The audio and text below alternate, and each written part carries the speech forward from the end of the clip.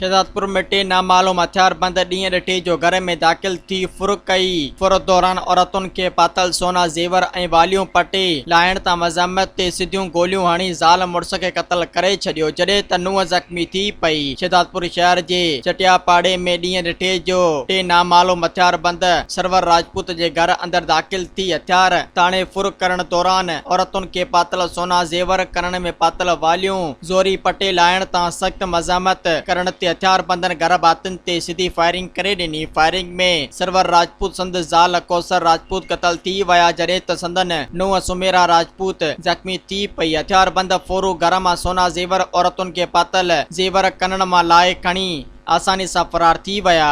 मज़ीद ख़बरनि ऐं तफ़सीलात लाइ विज़िट कयो असांजी वेबसाइट www.awamiNewsHD.com ऐं ॾिसंदा रहो अवामी न्यूज़ HD।